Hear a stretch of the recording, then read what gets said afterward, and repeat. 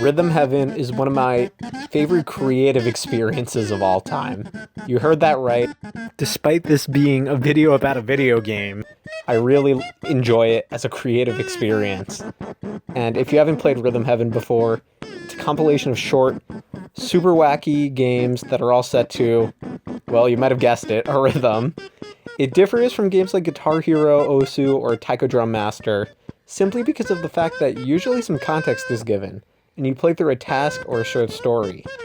Unlike rhythm games like Elite Beat Agents that are driven by story, Rhythm Heaven distinguishes itself by not having an arcade-style point system. The controls are also extremely simple, usually only requiring tapping, flicking, or one or two buttons. This is all to say that this is a super low-stress game, and you could jump in and out without much thought. As someone who doesn't have time to sit down and play Fire Dragon Fantasy 4 Deluxe, always, I usually come back to Rhythm Heaven if I'm looking for a good way to de-stress without needing to commit more than 15 minutes or so. Being both a Rhythm Heaven fan and a human in a world where we seek to compare everything, it's only natural that I'd find myself wondering what my favorite minigame is in Rhythm Heaven, especially when I'm staring off into silent nothingness. Maybe just starting with some of the quirks of the games I like is a good place to start, right? To be the iconic, yeah, from ringside that I find myself slyly forcing into everyday conversation, or perhaps the more obnoxious, handful of peas, that provided endless laughs in the Munchie Monk extra mode. There are plenty more nuances that make each of these games special to me. And that right there is the problem. I love Rhythm Heaven so much that I couldn't pinpoint a favorite game. So I made it my mission to review every game individually as a part of a retrospective that allows me to answer the question of how I would rank every single Rhythm Heaven minigame. Well, there is a minor caveat, maybe not every. I'm not going to be including games from the Endless Games and the Rhythm Toys that are in all the games, because I don't think it's fair to compare very repetitive games that go on forever, or one-note toys that you go through really quickly, to well-paced levels that are meant to be enjoyed like short songs. Additionally, I won't be covering the contents of Rhythm Tengoku GBA, as I just haven't played it before. I know there are ways I could play it, but with timing being important, and emulators tending to have lag, I'd rather my first experience with that game being an official translation that I could play on first-party hardware. Aside from fan favorites like Ratman and others in this game, it means I'm not going to be covering Sick Beats, because that's an endless game in Megamix, and I really don't want to include Claptrap. This also means none of the extra Battle of the Bands levels are going to be included. They aren't levels in the traditional Rhythm Heaven sense, so I don't feel a need to include rockers like 10 times. Additionally, again, this will not be taking the challenge strange levels into account, so the double tempo lockstep lockdown will not affect my opinion on vanilla lockstep. And of course, no goat pachinko. This might be obvious to those who have played Megamix, as it is literally just a pachinko machine, but I need everyone to see the scope. Good, everyone saw it? Maybe I'll talk about all this stuff one day, but for the sake of this video, it is not important. As for how the rest of the video is going to work, the first section is going to cover my opinions that I list upon revisiting all the games in order, chronologically, and the second part is going to be the list that lists my top 161 Rhythm Heaven minigames. I'm going to look for 3 specific qualities in the minigames: gameplay, visuals, and music. Gameplay is pretty obvious. The actual inputs need to be well paced, and they need to work fluidly. Inputs should also chain together well if it's faster paced, and they need some complex inputs. Visuals kind of tie to the idea that the game is being diverse visually, and this is where I'm going to be discussing the overall concept of a game, if it's important and unique enough. The way the visuals are used will also be considered. For instance, how do they create a distraction to emphasize the necessity for a rhythm-based experience, relying on sound and not visuals?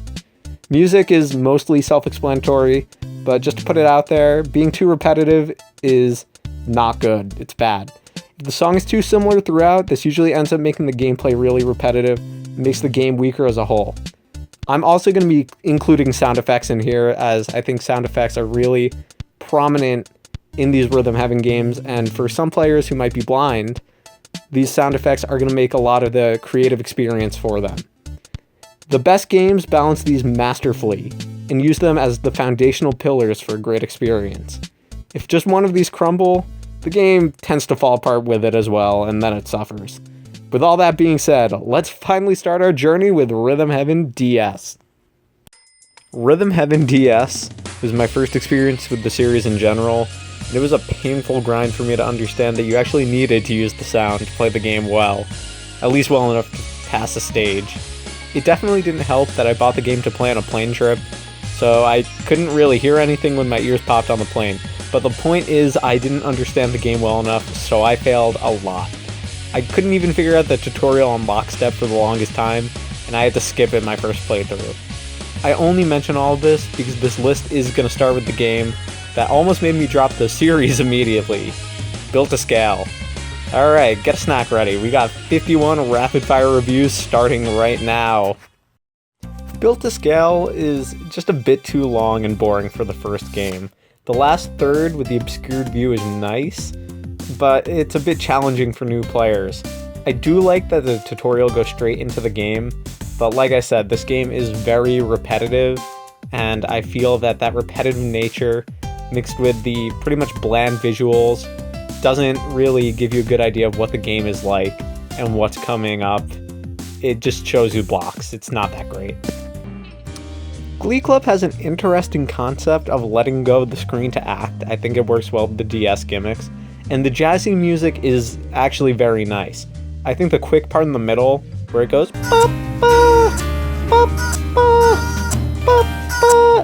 is something that gives you a challenge, and it makes you come back a lot later. And it adds a lot of replayability to the game. And coming off of Built to Scale, it seems very lively, but I think the lack of color makes it a lot less interesting, especially compared to the other games in the series.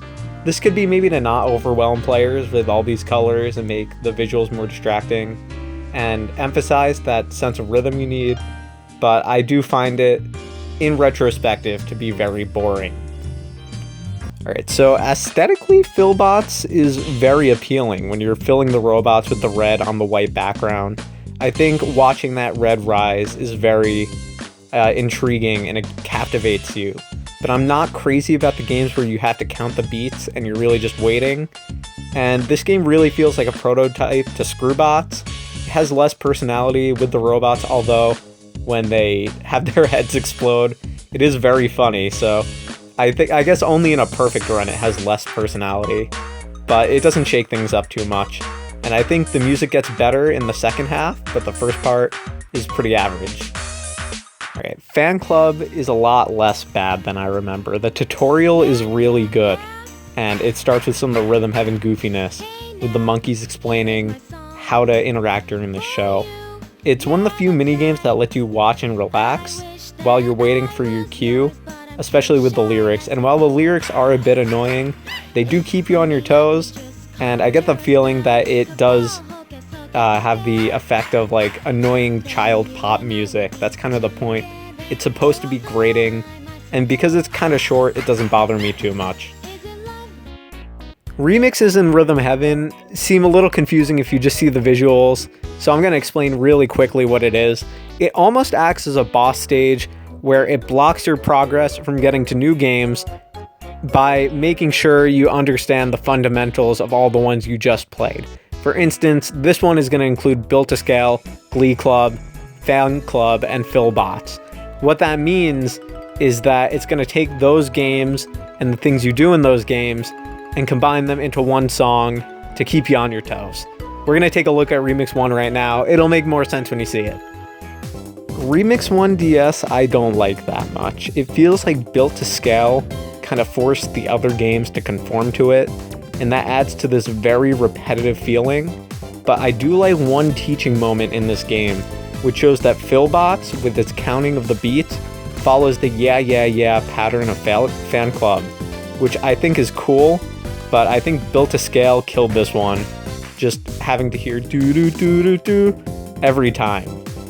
Glee Club has a nice background, but I think the pattern on this remix is very uninspired, it's bland, and I think that really just describes Remix 1 in this game as a whole. Remix 1 DS is just very bland and doesn't have a lot going for it. I'm pretty mixed on Rhythm Rally. I think the song is good, and the concept of playing ping pong to a rhythm is pretty decent, but it's a little boring, especially with the white background and nothing really changing up in the visuals. The whistle when you miss a shot gives me PTSD to when I played this game for the first time, and also Rhythm Rally 2, which we'll get to later, but I remember the song primarily with all the whistles on every single beat and missing a lot. It's really hard to recover from a miss, but this one is kind of fair. If I had the cake background in Megamix, because it does change it to a cake background with some strawberries, I do think it's slightly better, but in terms of the DS version, it's like alright. It's pretty good. Shoot 'em up is so lame. I think the presentation matters a lot for a Rhythm Heaven game, especially for the games that are kind of like Tambourine, Simon style, where you just copy the beat, and the alien designs are terrible. They could be made in MS Paint. The music is alright, but it just does not have the visual appeal to grip you, and it's very generic and repetitive. It doesn't feel like I'm playing Rhythm Heaven. It feels like I'm playing some knockoff Flash game, and I hate that so much, because Rhythm Heaven is so much more than that. I think Bluebirds is the first game in the DS library that just oozes quality. It has really memorable characters between the soldier birds, the bluebirds, and the colonel kind of bird, and the sound design is excellent. I especially love the sound of the beaks hitting the floor and the stretching of the necks.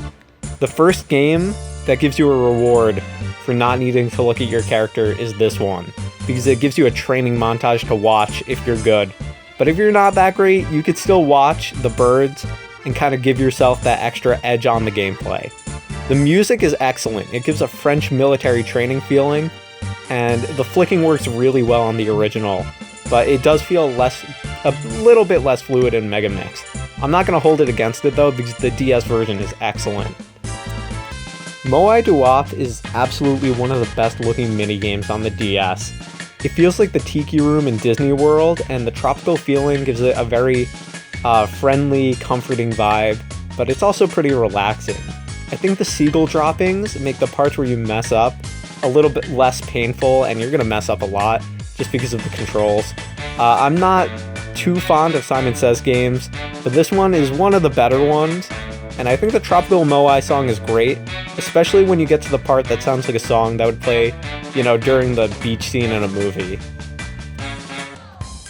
It's good in Remix 2 that they started the theming, although Shoot 'em Up just being at night, like the only one that's not during the day, is a little bit jarring. The song's alright, and the marimba was a good choice for a tropical song. It nails a vacation feeling better than Remix 1 on the Wii, but I think Remix 1 on the Wii is much more memorable. This is a bit more generic, just kind of, it's tropical, but you're not going to remember it.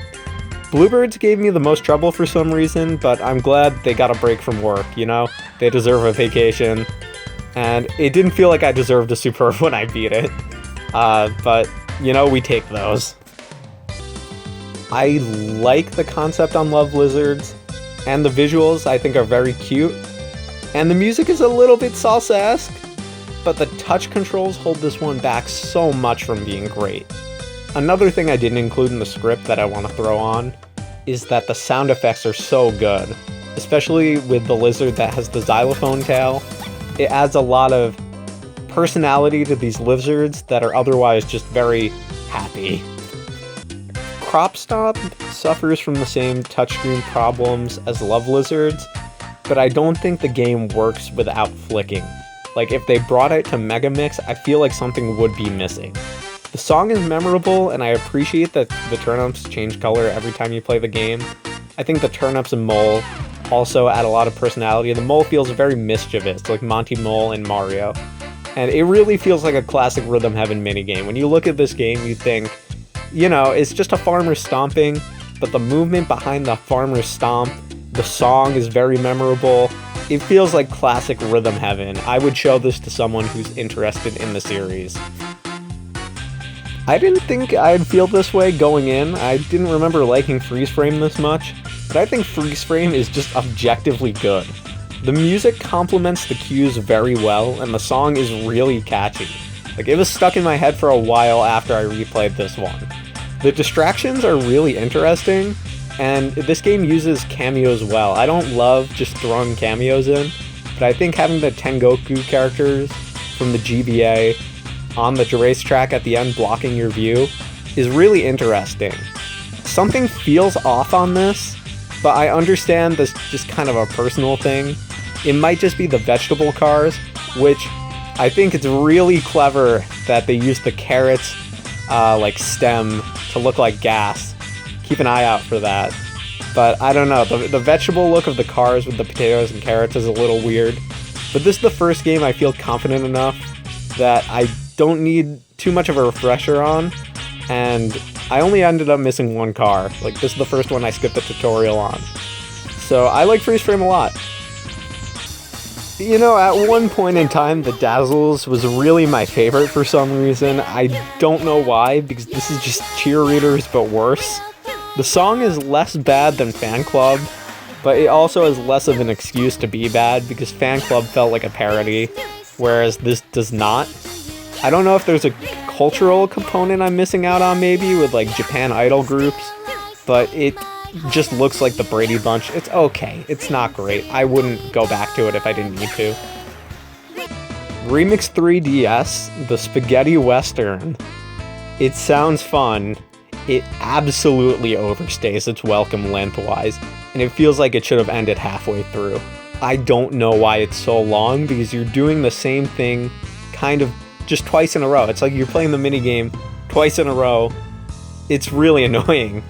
Crop Stomp is the star of the show for sure, especially with how the moles are timed to the music, and I love the way the farmer looks. I can't really figure out what he's wearing, but I understand it's one of those cultural things to Japan, and I think especially the way the sleeves drape is super interesting. I don't know what's going on with Love Lizards. It felt like it had the same pattern, but they wasted your time in the beginning by doing like 15-second recap of nothing. And the Dazzles are reskinned pretty well also, but the length makes the decent remix just bad. It's way too long. Munchie Monk is an absolute classic. Its short length is such a great strength that you could just run through it over and over again. It feels quick and satisfying. The sound design is great, from the way the cues are delivered, specifically, one gao. The swallowing noise is incredible. It adds a lot of personality to the Munchie Monk, especially pairing it with the eye motions. Even the sound of missing and hitting his nose with a dumpling is really satisfying. The mustache growth is a nice bonus for doing well, and it adds a little bit more to the game, so you're not just looking at this balding monk. And the song, of course, is very memorable. Who could forget it? Especially those like strong woodwind instruments. Maybe horns. Everyone knows it. It's great. DJ School was absolutely the one I was most looking forward to replaying on this replay, and I think it's one of the best in DS. The character designs are great. That's the only word I could use to describe them. DJ Yellow's energy, contrasting the laid-back nature of the player character, it really is just wonderful character design and adds a lot of chemistry to these otherwise one-dimensional characters. I think the posing of the characters also helps to stand out, with DJ Blue kind of slouching over himself, whereas DJ Yellow always has his hands in the air and always has this big smile plastered on his face. And the sound distortion with the DJ touch is really nice. It's just so positive, and it's one of the best up to this point. It has so much personality. It makes you feel so good. I love DJ School for sure. Alright, so Drummer Duel is another Simon Says game, but I think it's less interesting than Moai Duoth, and the music isn't very memorable. It's not that good. The huge taiko drums are neat, but it's kind of basic. I think this whole game is very much, again, like a Flash game where you have these generic drummers, these generic cheerleaders on a white background, and they're dueling. I think when their faces turn red, it gets a bit more interesting, but you don't get to the fast part for a while. And the Simon Says parts do start to drag on to the point where I couldn't remember the melody and my hands couldn't keep up with it. I think this one is a little too hard and the visuals just don't have enough going on. And then the music is also just not that great. So, you know, Drummer Duel, if you like it, that's wonderful. I don't love it. Love Lab is another highlight of the DS game for me. It has a phenomenal soundtrack using an a cappella vocal arrangement, and it has pretty good flick controls, especially compared to a lot of the other games we've already talked about, like Crop Stomp and Love Lizards. This one's very dependent on the flick, and it's not too intrusive. The girl is very emotive, and the backdrop of the sunset is gorgeous. It works really well this game, especially the beakers. And I think the sunset and having this orange palette, it doesn't show up enough in the series. It's probably not safe, you know, throwing all these chemicals around, not super safe, but it's a highlight of the DS game for sure. Remix 4 is obviously a lot better than Remix 3. Remix 3, I think, sets the bar really low. But I think aside from the Munchie Monk Clown, which is great, that's as far as the theme goes. It's kind of forgettable, which isn't good considering 3 of the 4 games I think are really great by themselves. But Remix 4, it tries its best. Interesting carnival and like love theme, but I don't think it goes far enough. Alright, for Splashdown, I think if the song wasn't good, it'd just be worse Clappy Trio. The song is high energy, which I don't think fits the visuals. Synchronized swimming just feels plain, and there aren't any interesting distractions on screen. Like, the farthest it goes is dolphins, which doesn't subvert your expectations. I guess dolphins wouldn't be in a pool, but I think the song, excellent. I always think about the song, but the visuals are just so bland. Funnily enough, Big Rock Finish has the exact opposite problem of Splashdown. I think the visuals are really interesting, with these cool ghost-looking characters and an alien crowd. There's a weird chair in the background, but the game is brain dead. It feels like a rhythm toy that was turned into a full game, which is not good. It's just, you do the same thing over and over again, and the music changes sporadically. It's just all over the place. Not a huge fan. Alright, it's really a shame, because the song on Dog Ninja is excellent. The premise predates Fruit Ninja probably, so I'll give it a pass on the theming, but it really feels like it should be tapping and not swiping. Swiping, I guess, makes more sense, but it doesn't feel very good. The biggest problem is with the tires and pans, which just thematically, you have this nice, crisp drawing of Dog Ninja, and then you have what looks like renders. I just don't like realistic objects with thick outlines. It feels lazy. The brevity of this one saves a lot of the problems from being too noticeable, but even in Megamix, when you're switching to buttons, it doesn't feel much better. So theming's great, song's great, but the controls kind of hold it back a little. And then of course those realistic objects. I don't think I've met anyone who likes realistic objects in a cartoon world. I'm just gonna start Frog Hop off by saying I don't think I like this one. Something about it really makes me uncomfortable.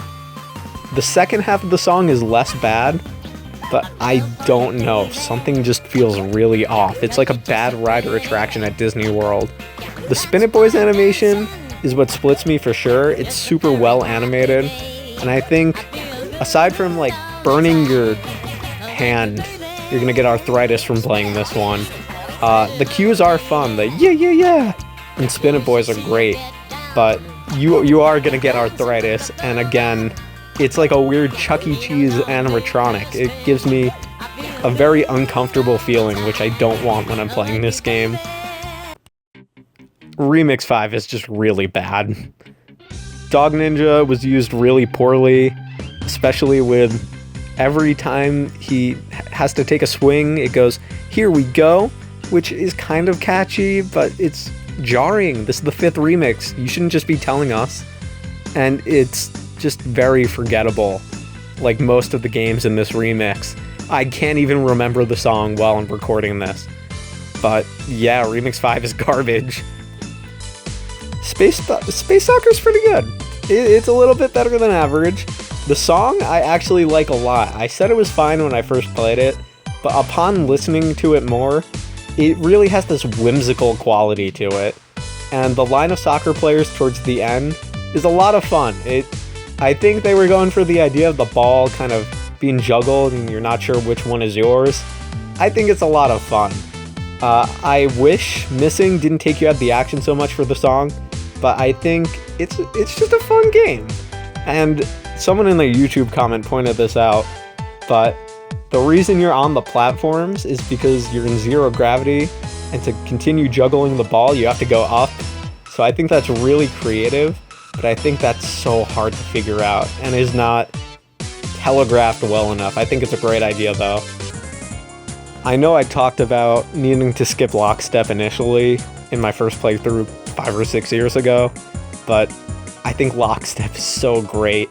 It handles its simplicity really well. It's really weird with what I assume is Mozart's head. There are 2 composers, but there's something so captivating and trance-like about lockstep. Just watching these people turn to their side, and you see the color, the offbeat's so satisfying to hit when you figure it out. I love lockstep. I can't really explain it aside from it's just captivating. I think I feel really comfortable saying this now, but what I wrote for the first sentence in my notes was, wow, I was really surprised by this one. I think Rockers might have been the biggest surprise, good surprise, of the entire replay. It combines the Simon Says playstyle with swipe controls, and it might be the best of the Simon Says games on the DS. It's the perfect length, the characters are great. I think the older guy who has a little bit more of a gruff attitude, and then this young guy who looks a little bit like Wally from Pokemon. He has a little bit of a timid nature to him. They're a great contrast to each other, especially on the rock stage. And the things the older guy says in the tutorial are really funny.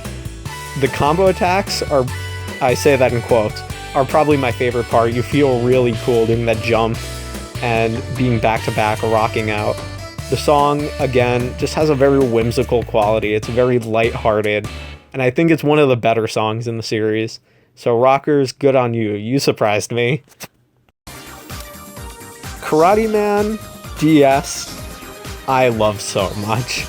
The contrast of the visuals in the song had me laughing out loud the first time I ever played this. There's this struggle of the singer's love contrasted with the rigorous training in the snow, which kind of makes sense. It's like a contrast of 2 very different hard things, and I think that's something they considered. The kicks are really satisfying with the swipe, a lot better than Megamix where you hold the button down, and I wish the snow went to the touchscreen and continued the effect, but it's nice enough anyways. I just love so much that you have this very soft-spoken song with this karate man who's doing this hardcore training. I think the contrast brings this to the next level. I'm not super impressed with the song of Remix 6, but the best part is absolutely Space Soccer into lockstep. It feels so organic continuing the tapping from one game into the next.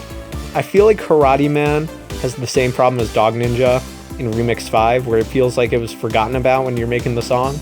But otherwise, I feel like Space Soccer and Lockstep make this at least fun enough to play. Alright, so I am going to put Air Border on this because it is a minigame in the traditional sense, and it also reappears in Megamix as a minigame, so I feel pretty confident. It's also just very good. It's Splashdown if it was good. It's maybe the best vocal song in the DS game, and the shifting perspectives to throw you off is really unique. It feels like if they took the 3D concept of Rhythm Rally and they really implemented it to create distractions. I like it when Rhythm Heaven sticks to 2D, but the use of 3D in this one is absolutely warranted. And of course, again, I just gotta mention it, It's Paradise is so good. Such a great song. Alright, so this is the point where the game starts doing remixes of the old games. They're slightly changed up if you're not aware of the series. So right here we have Built to Scale 2. It's pretty much the same, but there are a few extra cues where things go faster. That's just a bit of context if you've never played. That's what, after the last remix that goes into the credits, that's what usually happens in these games. So I'm gonna say it, I'm embarrassed to admit it, but I fell for the fake ending on this one. It's more of the same as Built to Scale 1. I guess I'd choose this one over the first one because it's faster, it has more to do, but it's not what I look forward to when I'm playing a Rhythm Heaven game. It's the same as the first one, just a little different. The Dazzles 2 is brave, and I will always commend it for that, because it throws in a completely new pattern in the middle of the game. Unlike Remix 3, where they take too much time to teach you this new pattern, not even in a skippable tutorial, they just put it in the middle of the game, and I respect that. Otherwise, it's, just as good as the regular Dazzles, not too much is different. The ranch theme, not crazy about it. I don't think the orange on this one looks good, but, I like that it takes a risk. That's what I come out of this one remembering. There's something daring about it. Frog Hop 2. I like this one better than the original for sure. It feels 20 seconds too long, but I think I figured it out. I just really hated the vocals in the original because the jazz changes the whole tone. The big blue puffy cheeks on the blue frog when he plays the sax are really funny, and they give me so much joy to look at. But yeah, this was a surprise. I like it a lot more than Frog Hop 1. Alright, Fan Club 2 is just the real version of Fan Club. It's the same as before, but with a new action, which keeps the game fresh enough. That would be the, don't know if you could hear the clap. I have the sound effects, I could just put that sound effect in. You'll never know. It's barely above the first one because of the applause at the end, but I almost like it the same. And I need to mention that in Megamix, it gets a huge upgrade with these bear mascots coming on stage that are really funny to look at. They're like very much not good costumes, and I think conveying that in a cartoon is not easy, especially when you make them look as cute as they do. And the glow sticks give the game the vibe of an idol concert in Japan. Like, it has this EDM feel to it. And these changes definitely improve the overall Fan Club 2 experience. I think in Megamix, it takes it to the next level. Alright, Remix 7, you ready? It's Big Rock Finish, but if it's an entire remix, it's bad. It's not fun. Whoever thought of this, I'm sorry, but you should have workshopped this a little better. I think the ending twist with Big Rock Finish is fine, but the whole song sounds like it's leading up to it. It's like some of those, you know the Eye of the Tiger thing, where the song never stops? It never starts. That's what this feels like. It feels like you're playing a game where it never starts, and then you're at the end and you're like, wow, I wish I didn't spend so much time doing this. The background, the sky look, it's whatever. There's no real coherent theme to this one. Oh boy, Rhythm Rally 2. In a sick and horrible way, I think I do like Rhythm Rally 2. My touchscreen doesn't. It is getting engraved with these scratches, these battle wounds. But this game keeps me engaged, unlike games like Splashdown and other ones that are a little less interesting, kind of like Rhythm Rally was. I think that's one attributed to the space theme, especially in Megamix where you get the Cosmic Dance dancers. But, I feel like it's a little too long while you're playing it. In this case, it's alright, because the more inputs you get means the mess-ups deduct less points. But, yeah, this one is hard, but there's something really sick. It's like all those super hard platformers where you're meant to die over and over. You don't like failing, but the satisfaction you get from succeeding is so wonderful. Philbots 2 has a really cool part in the dark, but I think this one drags on for too long. The look of the red filling up on the black screen is so interesting. and I think makes a really good case for why this otherwise seemingly meaningless game has something to go back to. I think it adds a bit of a challenge, and it's also just very fun to look at. You know, it's better than Philbot's 1, but it's way too long for the average song. I like it. I'd consider replaying it, but I think that length is a little bit of a problem. But the changes they made, I think, are significant. It deserves to exist for sure. Alright, Bluebirds 2. Blue.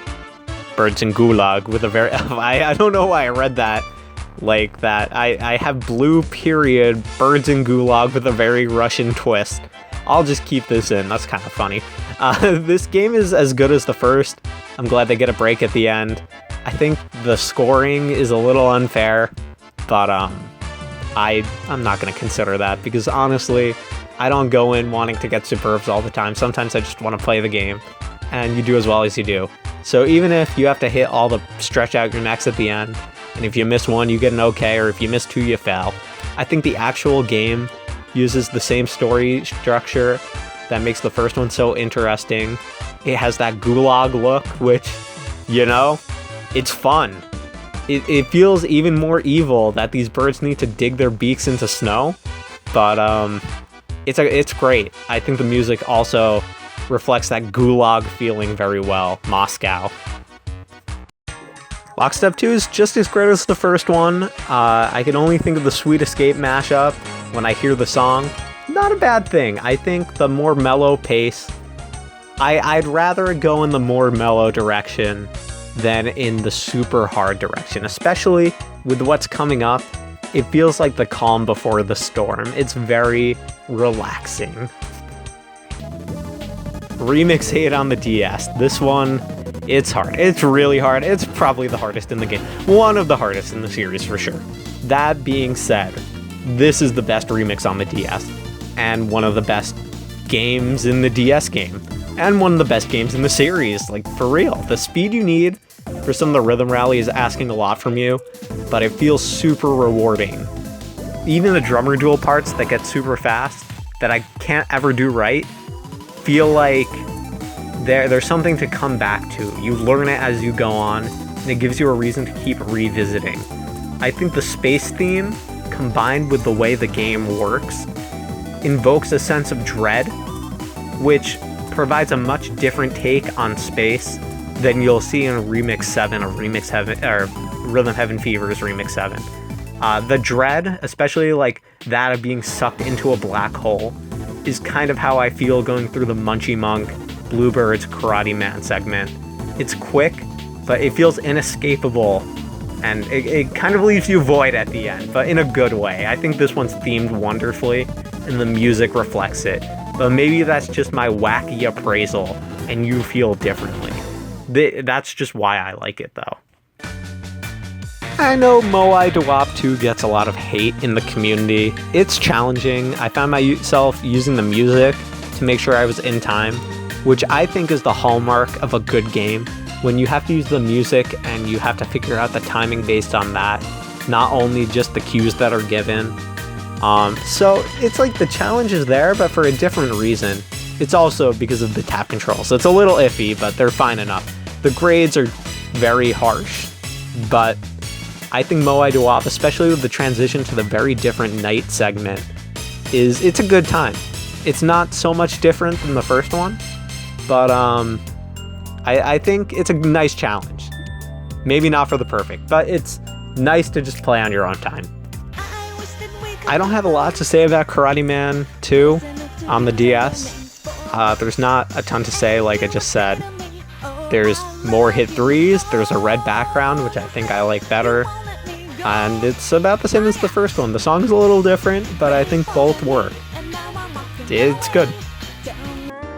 Glee Club 2 is a lot better than the first one, which makes me really happy to say, because I love the characters of the first one, but it feels very generic. This one, with the tropical vibe and the use of these very echoey instruments and the black and red color scheme in a relaxing way, it's all very unique and interesting, especially because you never see a black screen in Rhythm Heaven usually. The new pattern they added in is very enjoyable, but overall, when I come to this game, I'm more so drawn in by that relaxed nature of the music and the way it almost contrasts this black and red color scheme. That's a bit edgy, but it still invokes that relaxing feeling somehow. It's more like the sunset than something intense, which I definitely enjoy. Space Soccer 2 has the same highs and lows as Space Soccer 1, but I think the cowboy skin is a lot of fun, and it is one of the better reskin games. Remix 9 is a game where I think it's better to watch than play. The song is really good, and I think it's one of the only memorable remixes in the DS game, and the transitions from Moai Dwap to Glee Club are smart, but some of the transitions into and out of Space Soccer feel really cheap and unfair. This is due to the fact that they tell you about a cue in the text box before you start the game, but you never actually get to hear the cue. So, at least for me, I spent a lot of time struggling to figure out what that was throughout the game, and had to replay it to get the Superb. I'll give it props for its great use of shoot 'em up in accordance with the music, and I think its use of build to scale is phenomenal, especially the way that it uses a lot of build to scale's slow pace, and has a lot of suspension hinging on that moment. It's great, it just doesn't feel as fair as the other remixes the first time through, which is why I recommend you watch it and not play it. Shoot 'em up 2, this one sucks. It looks like it came off of Cool Math Games with the weird geometric look. The Marcher cameo is the only part I liked, and even then, do I really like cameos that much? Is that gonna make something good? The 8-shot volleys are miserable and make me feel like I'm gonna destroy my DS. I hate shoot 'em up 2. I hate shoot 'em up 2. I hate shoot 'em up 2. I hate shoot 'em up 2. I hate shoot 'em up 2. Splashdown 2 has a faster pace, and the dolphins being reskinned as seals make this a lot more bearable. It feels a little more challenging, which is definitely welcome. I think Splashdown 2, or Splashdown 1 rather, was a bit too easy, and I definitely prefer this to Splashdown 1, but you know, not too much different. Munchie Monk 2. I think this is the king of the DS reskins. I have a problem with longer games usually, but the original's pretty short, so this one didn't feel like it overstayed its welcome. It's at least equal to the original. I love that he's dressed as a magician and he's in the circus, and you have these trumpets or trombones, tubas being played in the song, and that's reflected in the elephants in the back that have these long trunks that kind of have a similar shape to the tuba. This was very well thought out, and the different darker color scheme makes it a bit more atmospheric. This one's so great. Munchie Monks 2 is so great. I love it. I love it so much. Alright, so I talked about the Dazzles 2 being brave before, but I'm also going to commend Rockers 2 for doing the very brave thing of changing the controls of the game entirely at the very end. Adding in a button to change the note is a little too complicated, and I think it overall makes the game a little worse than Rockers 1, but it's kind of the same as Rockers 1, and I think, like I said, it's brave. I'll hand them congrats for that. I like brave decisions. Alright, Remix 10. It's pretty good for the last remix. I think Shoot 'em Up into Lockstep is clever, the way that's telegraphed visually, and the telegraphing of Airboarder's held down position to Glee Club where you're holding the mouth shut is equally clever and interesting. I don't know why Frog Hop is stripped down to be so bare. It's the only game that's super dumbed down from its original, but otherwise it's fine. I don't really love the final remixes. If I wanted to play the game, I'd just play it, but for a last level, it's fine. I know a lot of people tend to love these final remixes, but especially the music, it's like, this doesn't feel like a song, it's just a short compilation of games. So I think your enjoyment of the remixes is very dependent on how you feel about compilations. And I'm not super into them, but I respect this one. It does some interesting things like I already talked about. After finishing the DS game, I had an insatiable craving for more rhythm games in a higher resolution. It was at this point that I knew I had to buy Rhythm Heaven Fever for the extremely steep price, of $17 new. It's at this point that I am a certifiable rhythm menace that can't be stopped. Nothing except for maybe Monkey Watch and Tap Chirp could faze me. Without any further delay, let me share my thoughts about the game that I wanted to play instead of being at my homecoming dance, Rhythm Heaven Fever. I love Hole-in-One so much. It acts as a much better tutorial than Build-to-Scale on the DS, and gets you ready for some of the wackiness that you're going to see in Rhythm Heaven Fever. The whales in the background make a really interesting water fountain display show, and there are other little nuances like the mandrill starting to pump his hands when the song hits its climax, and watching that ball, roll into the hole and sometimes spin out if you barely missed the perfect shot, that take this golf game to the next level compared to some of the other sport games we've seen already, kind of like Rhythm Rally where it's just ping pong. The song is the best part of the game. I think it has a very grand feeling, and it makes you feel like you're starting this great adventure, just as a tutorial probably should be doing. And I need to mention the two monkey designs. They're really great. They add a lot of character to again, this sports game that is otherwise not so good. And I love just seeing the mandrill hit the golfer when you miss. It's very funny. Screwbot Factory is a lot like Philbots, and I think the composition of the game's layout is a little more satisfying than Philbots because of the horizontal layout. And while you don't get the powerful red filling up the bots, the Screwbots are very spunky. They have a lot of character. The actual song is very memorable, and there's a mix of the regular and short Screwbots to keep the variety mixed enough. It's underrated for sure. I think even though it looks plain, those robots have enough spunk to make it personable. Seesaw is a really simple concept, but it's executed phenomenally in a very interesting way. The ending is great and brings a lot of intensity, and I don't know why the two guys explode at the very end, but I think there is something we could all learn from it. Good song, good game. Double Date has a bunch of little details to it that you're not going to notice on your first playthrough, but if you're looking for them, they're there. Like the shadow of the tree shaking when a ball hits it and leaves fall. I'm not crazy about the characters. The weasel things are a little off-putting. They seem more like toys than weasels, but I think the song fulfills a nice mellow niche that isn't present in a lot of the series. I appreciate it for that, but it's not one of my favorites. I'm glad this isn't on the DS, because the swiping would be very annoying. Remix 1 has a surprisingly memorable song, and it really does help that all the games are utilized well with the song. Double Date times up with the song perfectly, especially those basketballs, and this remix really sets a good standard for Fever. The tropical theme is well used, and the Seesaw guys as limes are really fun, and the aristocratic golfers I also love. Forklifter is more than meets the eye. At first, it just seems like they made it because they wanted to use an awesome title pun. But for a game about catching food with a fork, it is super engaging. It's drawn together, all kind of bundled together by the fact the music is so funky. It's wonderful. It feels like it's presented very well, especially in Megamix with the touch controls that give you an optimal immersive experience. And the sound effects are also great, the swallowing cough especially, drawing you into this experience, and which would otherwise be boring. I think if this was on the DS, it wouldn't be as great, but Fever really brought the shine out of it. Interestingly enough, for Tambourine, I note the text font on the loading screen being cool.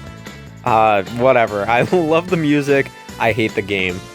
It's a Simon Says game, of course, but I think it's very hard to kind of keep up with the monkey, especially with a little bit of the button lag in Fever. Something is probably lost in translation with the frog jumping on the monkey's head if you miss, but it's funny, I like it. Fun monkey game. Alright, so one thing you might not know about Rhythm Heaven is that it's made by the same people who make the WarioWare series. And I think if you look at Board Meeting, it's very apparent to tell that these two games are connected. The oinking if you miss is golden. I love it. The song is fine. It's a little forgettable, which is a shame, because the concept's really wacky. But that's kind of what happens when the game is so short. Alright, so Monkey Watch is very satisfying. The song is great, and the game is structured well with 1 minute on the clock, not one real-time minute, 1 minute going around the watch. Getting used to the watch, getting used to the controls, 1 minute zooming in and out so you don't rely on the hand. And at the end you have a hot air balloon blocking the monkeys, and you can't tell what color they are. You need to understand this one to succeed, and it's the standard all games should be set to.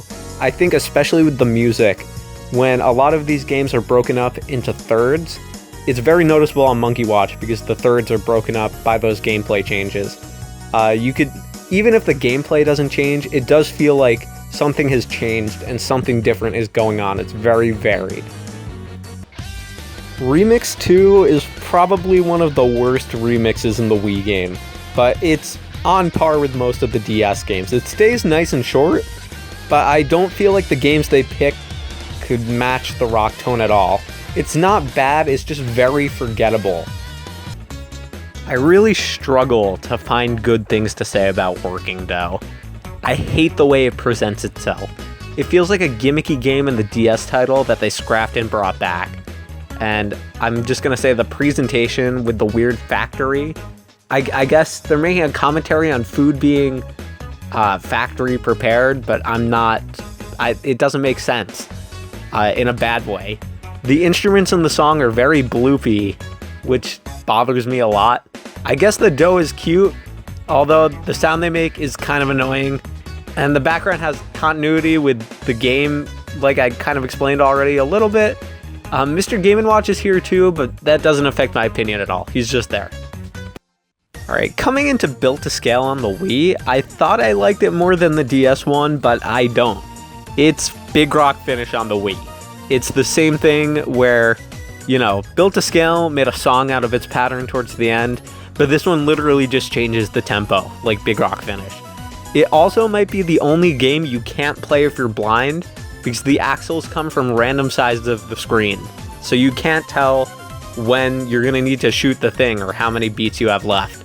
I'm sure there are others, but it stood out while playing. When I was playing my replay for Air Rally, I knew it was a contender for the best game in the series. The concept is a cat and dog playing badminton while flying planes. It's the perfect amount of nonsense. The sounds that Forthington make are iconic. Ba-bum-bum-bum and 2, 3, 4 are delivered with so much energy and conviction. The way the clouds and the snow are used to test your sense of rhythm weeds out beginners and makes them really work to understand the game while also providing an interesting setting, especially the beautiful sunset towards the end. The candy on the cake is the racket twirl, especially before the skill star in Megamix. The city from WarioWare is in here too, I guess. It's there, it doesn't affect my opinion. Figure Fighter is a very unique concept that actually makes sense, kind of like toy shadow boxing. I especially like the way that the button is used to press air into the fighter, and this is a semi-feasible toy. It probably wouldn't work in real life, but it has a certain amount of reality to it that immerses you. The song is pretty good, and the intensity is great when the screen narrows with the black lines. I wish there was a little bit more going on, like Bluebird's montage, since he is a boxer, training montages would make sense, but the game is good enough already. Remix 3 in Fever has a fantastic vocal song. I Feel Fine is great, and the vocals make the DS game feel like an amateur project. The remix actually uses Working Dough and Built to Scale really well. I'm impressed with how well all of these games mesh together. The kitchen theme makes Working Dough a lot more easy to deal with, and the song also has moments that blend into Working Dough really well. If you clicked on this video without knowing anything about Rhythm Heaven, I guarantee the one game you knew about before and have seen is Ringside. It's a fan favorite for a reason. It again oozes charm. The interviewers have never been this entertaining before, and a big part of the success here is from the sound effects and presentation. All the voice lines and sounds are really impactful. I especially love that the music sounds like it gets a little bit quieter when the cameras go all off. The wrestler getting progressively sweatier throughout the interview makes him really relatable and trumps our expectations that some fearsome fighter is ironically facing the most stress out of the ring. The music is great, the sound effects are great, this one is a classic. Packing Pest has a really weird cubicle setup, but I like watching the people in the background, especially when everyone syncs up at the same time. The song is pretty good, and the controls complement the Wii Remote very well. I think it actually probably complements the Wii Remote the best of all the games in Fever. I also love the bits of personality you get to see from the Packer when the screen flashes over behind the cubicle. He seems a little angry that you peek in, but it adds that extra bit of personality that the game needs, especially in an office that's pretty bland. Micro Row is a game that I've always felt kind of iffy on before this replay, but I think, especially seeing it again while I was playing it, there's something really beautiful going on when the camera pans out and the background changes to blue with bursting bubbles, and you get to see the whole trail of shapes that you've been creating during the whole game. But otherwise, the music and overall design are a little bit above average, but that one moment is very fascinating to me. So the first thing I need to commend Samurai Slice on is the ink brush painting style of the demo room. It's really awesome, and while the game uses that same style, it's very prominent in the demo. This is a great game pretty much for the same reason as Bluebirds. The story keeps you occupied and makes you rely on rhythm rather than visuals. I think it goes a step further though with the lightning at the end, and that really makes you feel powerful when timing a slice right. The song works well for the game too. It's an excellent game. Remix 4 is another great remix. It handles the traditional Japanese style better than Remix 3 DS, especially for Packing Pest by changing the basket and room. It's small but appreciated details. The song has the energy and the games reciprocate that nicely. Also, not in the script, but on the wrestler's back, the taped on sword is hilarious. I love it so much. Catch of the Day is not very exciting. The song is not memorable, just as the fish are not. They at least tried to block the fish with schools of fish and stingrays, but I'm not coming back to this one anytime soon. Feels as boring as waiting for a real fish to bite on the line. Looking at what I wrote down for Flipper Flop, I said this one's fun to play and the characters are cute and memorable, but the song wasn't doing much for me. I don't think I agree. I think the song has grown on me in the months it's taken me to finally record the audio for this script. I definitely come back mostly because of the cute seals and the great noises and the stern but loving captain, but it usually isn't for the music. All the seals blink at separate times, and you gotta appreciate that. I think I like this one more than I wrote down. Exhibition Match is Can You Count to 5 the game. I really love the music. I want to like this one so much, but you're just counting to 5 over and over again. It's very boring. Flock Step is fine, but I got tired of it quickly. It doesn't help that the song isn't fantastic, but there are some cool effects, like the zoom into and out of the world is really cool. I feel like the dev team took advantage of the full screen space, whereas on the DS it might have not been fully realized and stayed at 3 or 4 birds at most, but I think the Wii uses it completely. I'm still traumatized from the monster version on the 3DS. Remix 5 is pretty eh. It's not often you see a prehistoric theme about cavemen and not dinosaurs, which I think is a missed opportunity, but at least they try something different. The song is pretty good, but the games don't help too much. It's 2 games that require you to be on it, being Flipper Flop and Flock Step, where you're continuously hitting the button, and then 2 that are just you waiting for something to happen. They don't mesh well. Launch Party has a very similar appeal to Micro Row. It has one very beautiful moment when all the stars are surrounding all of the rockets you shot off before in the song. This is towards the end. The music is emotional and takes a boring game about rockets up a notch and gives it a little bit more prestige. The sounds of the people launching the rockets from a space station are very nice touches and immerse you in this very otherwise basic concept a lot more. Donk Donk is the weird one. The weird one in Rhythm Heaven. You need an acquired taste to enjoy Donk Donk. And while I like the rose clouds and the green stars and all the noises, I would usually not choose to play this if I have the chance. The rhythm changes are a bit anxiety-inducing. The song is also just weird, it doesn't stand out too much. Donk Donk is weird. Bossa Nova sets up a really interesting world, which is not something a lot of games in Rhythm Heaven do. Who are these plant people and what is this tree? This game is unfortunately known as the song with the weird moaning for many, even though it has a unique character set, a unique storytelling method, and it does something a lot of Rhythm Heaven games don't do, in addition to its very calming and smooth music. I don't like the random text on screen, it feels out of place, but there are a lot of details in the background while you're going up the tree that keep you occupied, like I saw a bagworm. It's a good level, and if you know Dragon Quest XI, I like this a lot because it's a lot like Dragon Quest XI. I'm not crazy into love rap. Put a rim shot there. The player character is a non-specific country knockoff of Usopp, and the plane taking off is cool, and the twist that the weasels are watching this on the TV is neat, but I don't need to play this one again. I just think it's very boring and grating. Remix 6 Fever is easily the worst of the remixes in this game, and it ends up feeling as generic as a lot of the remixes on the DS. I'll give it credit because with the theming it does some interesting things, like using a teacup ride for Bossa Nova, and using sugar cubes in that, adding an additional layer of references. And I do like how Donk Donk is a roller coaster that you could see in the launch party section.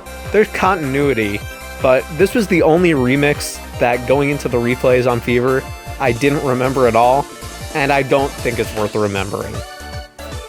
Tap Troop is pretty good. It feels like a less ambitious Frog Hop, which isn't a bad thing, especially for your thumbs. The song is enjoyable, and it's a bit of an earworm because of its repetitive nature, but it never feels annoying and it never feels like it overstays its welcome. The Tap Troop is weird. They might be the natural evolution of the blue square head guys that we already saw in Rhythm Rally, but I was oddly enough drawing parallels between the designs of the Yiga clan from Breath of the Wild with these guys. They have a ton of personality though, which turns what would be a mediocre game into a great one.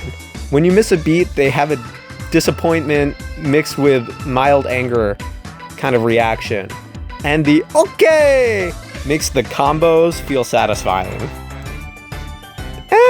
For Shrimp Shuffle, the song actually adapts the very repetitive nature of the game well, and there are some nice details like the slight transparency on the shrimp, but something about this one sets it far back. I think the actual game is a bit too repetitive, which normally I don't have a problem with, but the girl screaming the cues is really out of place and removes all immersion. The actual screen pretty much stays the same the whole time too, which feels like a missed opportunity with fish on the beach.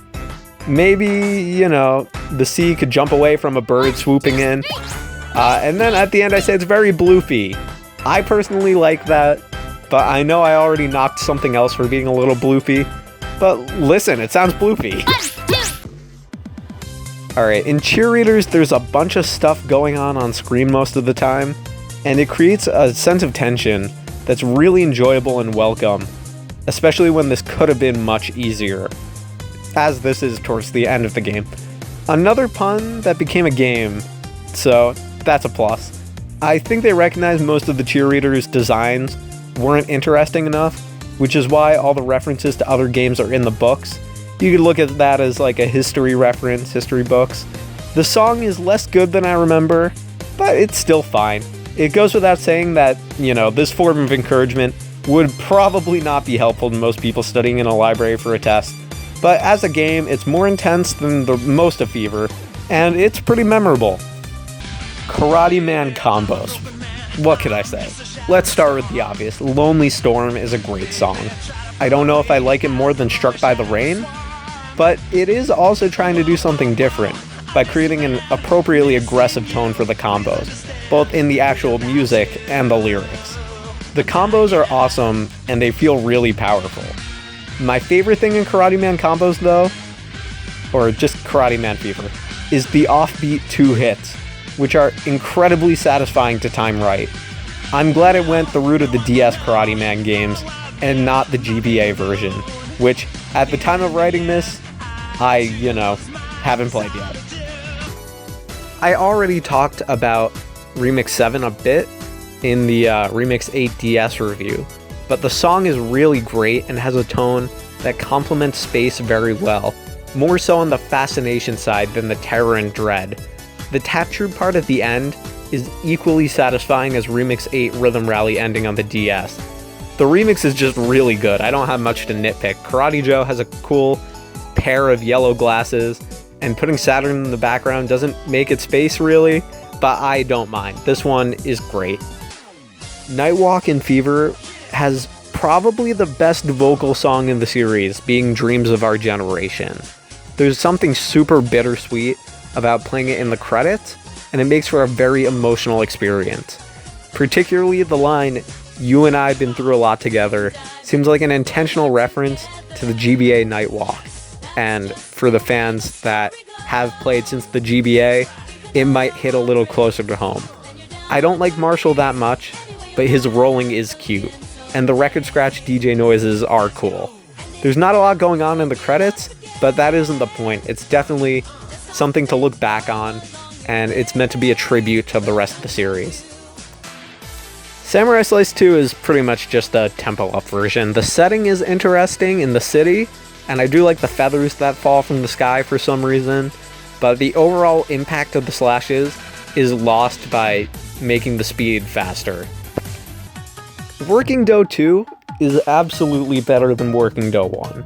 The tea house theme makes the background music much more bearable, and the woman sipping on the tea on the one lone beat is funny. I'm missing a cultural component for sure, but I know it's the same Japanese folklore that one of the Ultra Beast and Pokemon Sun and Moon are based on, and the Brutals in Mario Odyssey are also based on it, with the Space Bunny and Moon Princess legend. I'm not super knowledgeable, so some of the charm may have been lost on me, but I still find it much more enjoyable than Working Dough 1. Built to Scale 2 still isn't good. I guess the axle has a nice rotation. When I was playing Double Date 2, I was doing pretty well, so I let the ball slip to see a reaction. Don't do it. The game is fine. It's literally a reskin of the first, with a country theme, but, it feels that way at least. Maybe there are a few extra basketballs. I don't like the theme as much as the first one, but it's fine.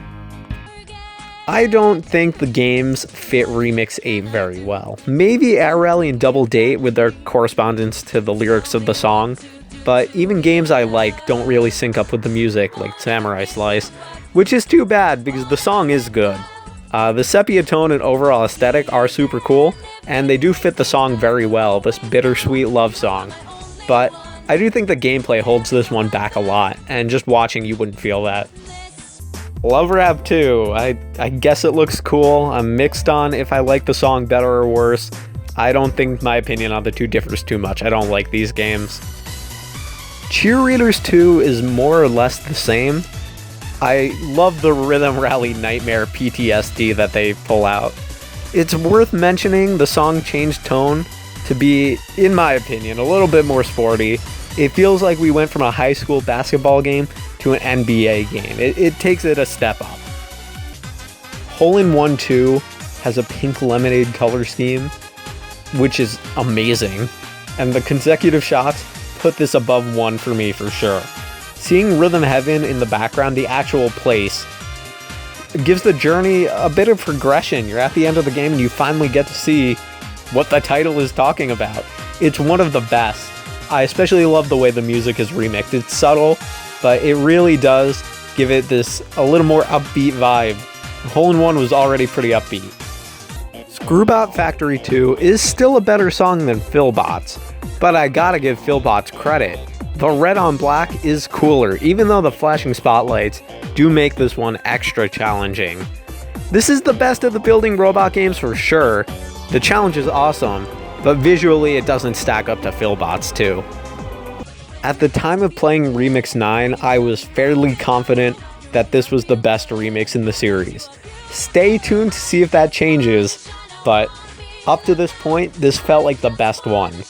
Beautiful One Day, the song, is right behind Dreams of Our Generation and just barely.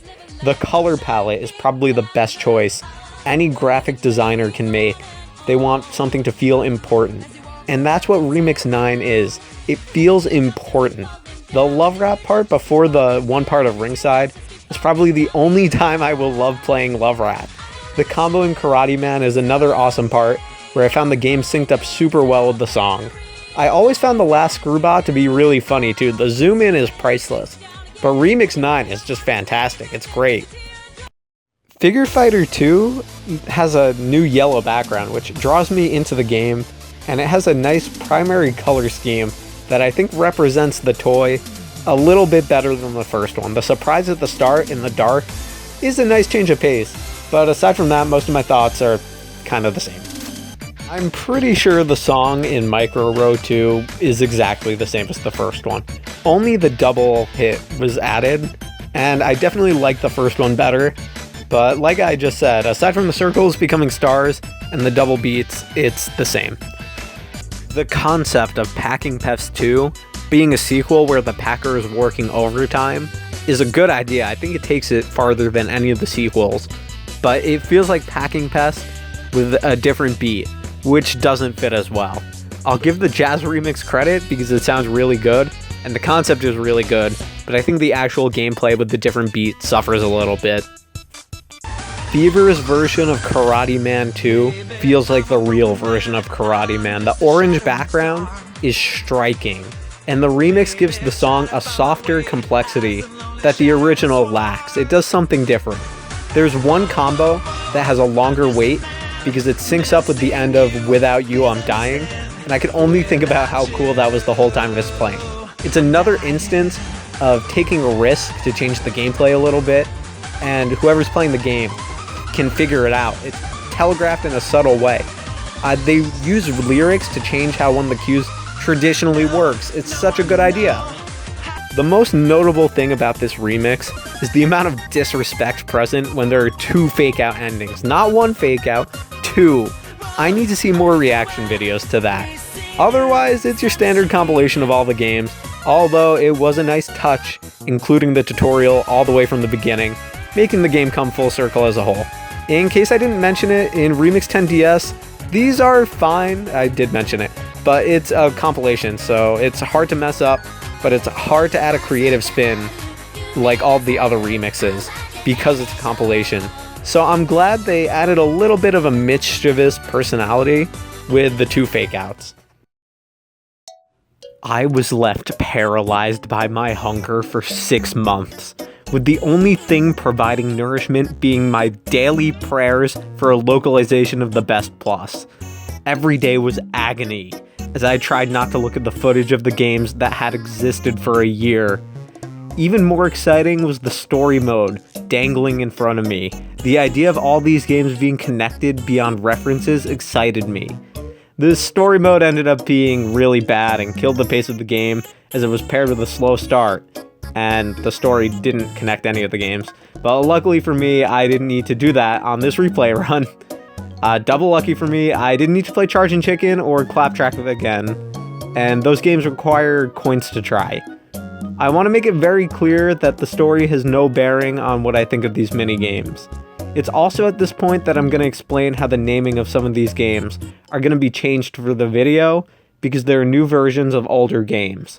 For instance, Figure Fighter had 2 versions in Fever and got a new level added for Megamix. The new version in Megamix is just Figure Fighter in the game, and the older 2 versions are now Figure Fighter 2 and 3 in Megamix.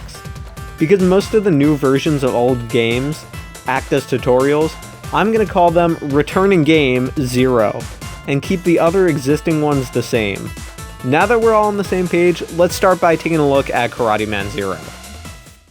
I already just alluded to the fact that most of these early games in Megamix are just tutorials, but that doesn't excuse the fact that even though they're meant to ease new players into the game, these tutorials are garbage. I debated not playing these because of how lame they tend to be, but I'll play them. We gotta have some bad songs on the list, right? For Karate Man 0 particularly, the song is bad and repetitive. It feels more like background noise with the Karate Man gameplay over it. So for Philbot Zero, the music is really surprising considering the music they chose for Philbot's DS. And I wasn't expecting an electric guitar, but the electric guitar makes it sound like just very generic music. It's not memorable at all. I guess this one has some worth existing, but it's not very good. Air Rally Zero does not deserve to exist. There's a Garfield Sphinx. It's watered down too much.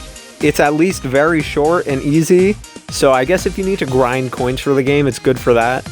But it's way too slow. The gameplay is agonizingly slow, considering Air Rally is not meant to be this way. I'm electing to call Catchy Tune just Catchy Tune and not Catchy Tune Zero, because this is a game where they made the conscious decision to put this first and not the one that feels like the real one. It's not very ambitious in terms of design, but I do think the 2-button layout is a nice change of pace, because we haven't seen a left and right side button at this point if you're playing these legitimately. Most of the new games suffer from the tutorial issues unless they don't have a sequel, and Catchy Tune also has a sequel. So I already said this, but I'm going to reserve most of my thoughts on Catchy Tune, and later we'll see Fruit Basket. I'm going to save most of my real thoughts for the second versions, because I think that's where they really pick up. So one thing I didn't mention in that little intro segment is that Megamix actually brought back some of the old Game Boy Advance games. And for that reason, I'm gonna call Rhythm Tweezers Zero. We haven't seen it yet, but the old version exists, and I can't ignore that. Same goes for the other 2 or 3 Game Boy games that got new versions. But Rhythm Tweezers Zero is not bad. It's kind of funky. It's another Simon Says type game, but it has a really good WarioWare look that makes it interesting enough. Glee Club Zero misses the point of Glee Club entirely by opting for an energetic song that sounds like it's in a cereal commercial. And I'm not really talking about Raisin Bran. I mean something with a cartoon mascot like Fruit Loops or Cookie Crisp. It's not good. It's bad. Looking back on this one while I was trying to place it in the list, I'm a little more partial on the song because it has a softer middle section and the very end is fun-ish. It's still not good, but I wouldn't put this with some of the bare minimum garbage that we're gonna see. The first thing I have to say about Figure Fighter Zero is that the background needs some credit. It's nice considering it looks like a weird hybrid between a school and a gym. The song has the Rocky-themed trumpets, but it loses its vision at the end. It's not great. It probably doesn't deserve to exist, but it's alright for what it's worth. Fruit Basket is held back by its slow pace. I love the concept, but this version isn't good. Seeing nothing but net on the superb screen killed me inside a little bit. I like Fruit Basket 2 more, and I will continue to play that one. Clappy Trio Zero is bad. It's agonizingly slow. This should not be in the game or anywhere. Shoot 'em Up Zero combines 2 of my least favorite things in the series, which is Shoot 'em Up and the garbage tutorial levels. The Wii U gamepad in the beginning says most of what needs to be said. It's slow shoot 'em up, which is not good. I will admit though, the triumphant start to the song is not so bad. Micro Rose Zero is not completely awful. The song has a very piratey feeling, but I don't think that fits microorganisms. The game is largely the same. The music doesn't feel appropriate. That's perhaps because I'm used to the Fever soundtrack by this point, but I think Micro Rose Zero, if the Fever version didn't exist, would be alright. Amidst the garbage, First Contact is delightful. It takes ideas presented in Ringside, probably the most popular game in Fever, and adapts it into a good Simon Says game. The dialogue is funny, even funnier when you mess up, which is not likely to happen on this one, but give it a shot, it's fun. I laughed out loud when the game deadpanned to the people watching the broadcast. It knew what it was going for sure. The designs are generic, but they are cute enough and are integral to the game, to the point where the humor is intertwined with the designs. This was the first game in Megamix that was actually fun and didn't feel like a chore. Oddly enough, in this row, there aren't any tutorial type stages. Bunny Hop is the same as it is in the Game Boy Advance version. I won't question it. Bunny Hop sounds really similar to Mike's song in WarioWare. It's very catchy. The game's alright. I wish they stopped counting on screen for you earlier in the game before the 8-beat rests, because it feels like it's a little too easy, but otherwise Bunny Hop is fine. Tongue lashing pushes itself very well. Despite the simple designs of all the characters, they all feel very smug. The song is really good, and I can't explain why it works, but it's kind of like the Magikarp Festival song in Pokken Tournament, where you don't expect a EDM electric type song in the game, but it works. The changing angles and zoom-ins and zoom-outs keep it very engaging, and I think this is super good new content. Back to the tutorials. Sneaky Spirits 0. I've been playing all the tutorials up to this point. Not the tutorials as in what I've been calling these games, but the demos before you start playing. And this one is by far the worst. It makes you watch the ghost go by 5 or 6 times before you could actually do anything. Counting to 8 is not that hard. It's a more generic guitar song that doesn't fit the spirits going by. This one is not fit to exist. Rhythm Rally 0, you know, the perfect popped up right in time, and not to brag or anything, but I did get the perfect on my first try. It's really easy for Rhythm Rally, and it might just be because there's buttons and a lack of fast shots, but it felt very easy. It's not bad. The song at least seems similar to the first one in terms of the tone. The setting is a little bizarre, but I'm for it, and I would never choose to play this game over the other two, but it's better than most of the Zero games. Flipper Flop Zero isn't bad, and the song is quite good and jazzy, but the game is stripped down to the point where it's so basic that it all feels the same. There isn't a cool moment where the skill star, which in Rhythm Heaven Megamix, is usually reserved for very cool and challenging moments. Flipper Flop Zero doesn't feel like it has any changes in the gameplay. You're just hitting the A button. Lumbear Jack feels like they wrote the song with this game in mind. It has a very outdoorsy feeling to it that matches the visuals. Perhaps I'm left a little cynical because of all the other things I've played that don't have matching music, but Lumbear Jack was surprising in that regard. The Lumbercats are great. I don't really know what they're doing in the background, but it's entertaining.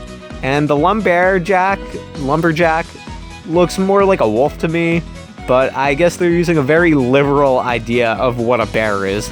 The pace isn't bad. There are a few awkward pauses, but they don't kill the pace of the entire game.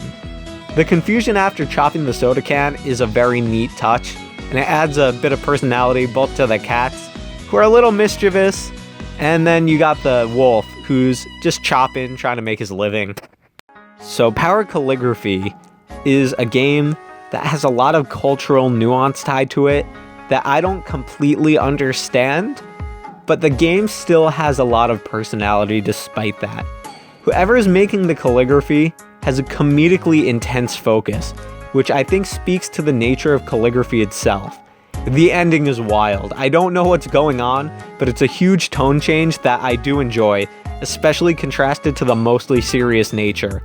This is in Fever also because it's originally a GBA game, so I don't know if it's a fan favorite, but it has a lot of charm and it's a good song. It's pretty good overall. When I originally played Super Samurai Slice, I kind of hated the retro style because it felt a little lazy, especially compared to the ink brush style we already looked at in the original Samurai Slice and Fever. But looking back on this game, it feels like a very over-the-top 90s arcade game, and I now kind of like it for it.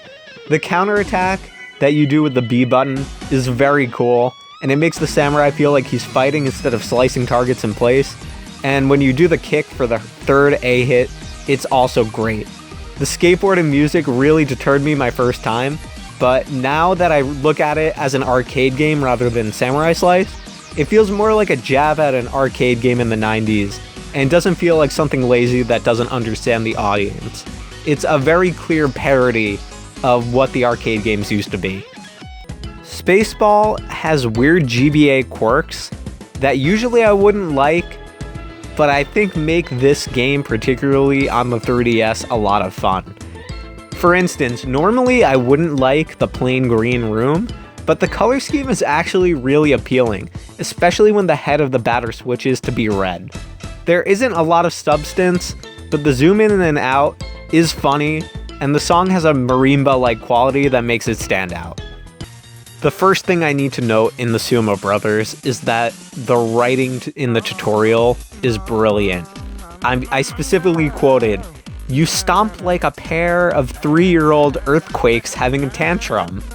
The game and song are excellent. The game feels like they added the posing from Ringside into the mechanics of Air Rally.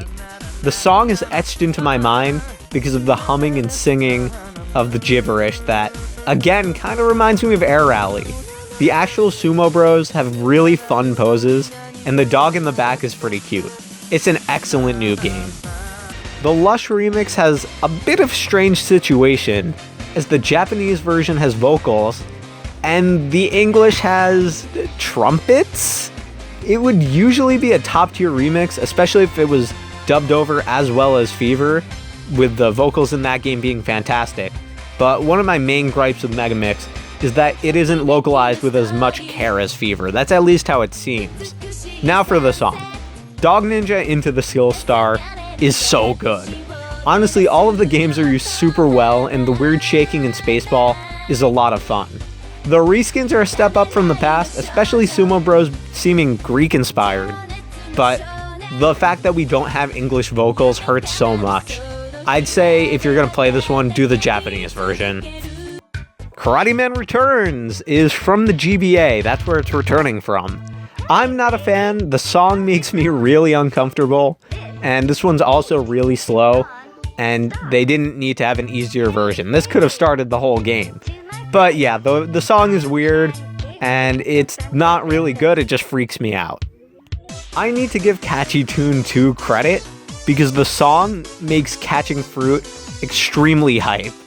There are some good moments when the oranges and pineapples are thrown down in a way that makes them seem like they need to be caught in succession, but it subverts your expectations, either by having them caught at the same time, or one of the fruits outpaced the other while coming down the stairs. It's not my favorite, but it's pretty good. I'm really conflicted on the Honeybee remix. I adore the visuals, especially on Fillbots where you're filling them with honey. It's a really great idea. The song is good, and I never forgot it, but the lyrics are so off-putting. "Give me freedom now" really sounds like a cry for help, and it makes me super uncomfortable in what should be a great remix, as this is a song Sunku wrote, the composer for Rhythm Heaven, and had his daughter sing. So it's nice, but the song is a little disturbing. Also, the skill star really needed to be on the big robot, and when I came back to this one after trying to get the perfect a lot of times, I need to comment on the fantastic use of Air Rally cues for other games. 2, 3, 4 is used to get the perfect timing on one of the Fillbots, and it times with some of Catchy Tune's fruit falling down the stairs, while it also sets up for the next Air Rally. It's a really good idea that is implemented super subtly, and you probably won't realize. Rhythm Tweezers, the original one from the Game Boy Advance, this one is themed really well. No one likes hair on their vegetables, and making a game where you pluck it like human hairs is a really creative idea. The music is written to sound like an Arabian bazaar, where vegetables, might be sold, which is cool, but the song is truly unique amongst all the other Rhythm Heaven songs. The sound effects also add an extra layer to the game, especially the long pluck. The option to use the D-pad and the A button makes the fast parts much easier. The touchpad is also good, but I feel like you might destroy your 3DS. This is easily a standout from the GBA library. Fruit Basket 2 is so great. It's really great. The melons are so satisfying to hit, mainly because of the speed and the reaction the hoops make. The ground is an interesting character. Strange thing to say, but the pavement is a character. I never thought I'd be saying that, but the way it's personified through its dream that changes every time you play the game makes it so lovable. The song is a lot better than the first one, and the fast pace makes the lemons feel like less of a weight. There's a reason why this song is one of the 3 in Super Smash Bros. It's very good. The Machine remix is the other remix that wasn't dubbed, and it hurts. But the original song in Japanese is already great.